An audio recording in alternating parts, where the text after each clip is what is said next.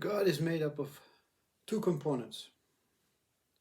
Both of these components are of God itself because they're inseparable. Does this make sense? So God is one. It's one whole thing breaking up into two components. One, consciousness. Its own all-pervading, infinite, undiminishing, omnipotent, omnipresent, undiscoverable, moving, transcending, infinite, limitless consciousness. The other part is I. I is the mind of God. I, the mind, the tower, that what is stable and wants to know. In the middle of the computer is the hard drive. The hard drive is where everything is required.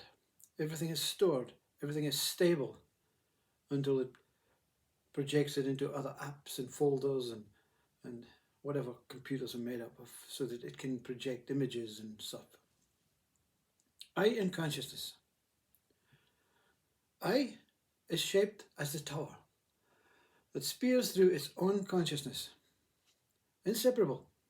God is one. This tower is phallic, stable, masculine, and it's a penis. Enshrouded by this soft, moving, incredibly changing and unbelievably pure and loving orgasmic consciousness. There we go. That's God. We appear. The reason for this, the reason for separating into two, consciousness came first. But God itself stood still in the midst of itself and said, I don't know. I want to experience myself. This towering I wants to experience itself. I've created all this, but now I wants to experience it. And God cannot experience it. So in this tower of I, it ejaculates so many incredible little souls, spirits, representations, replicas, whatever you want to call yourself. Human eyes, animal eyes, insect eyes. The eye of God, seeing through its pure, infinite, loving self, always here, always present, always now.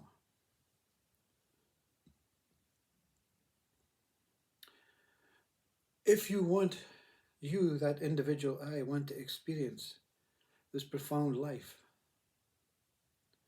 you have to become open to both. Consciousness, that feminine, I, that masculine. I want to be open to both, which means I'm neither. This I is neither. This I is here to simply be the experience with no ownership on the experience, on the name, on the form, open to love, open to diversity, open to all witnessing, all perceptions, all sensory activities, all experiences, completely open and free. God is, we are representations. The man is the I of God, the female is the consciousness, that enshrouding vagina that encirculates this tower, creating birth, ongoing love, ongoing birth, ongoing love. We're the falling eyes, or the falling consciousness. We don't want to be one or the other, you see. We want to be in all things, as consciousness is. When you are predominantly the I, you refuse consciousness. When you are predominantly consciousness, you refuse this I. And this is the state of Buddha. Buddha is the state of God. Buddha is not a person, a monk, or whatever. Buddha is that state of God. The essence that Christ projects in this beautiful, enshrouding, appearing and disappearing life.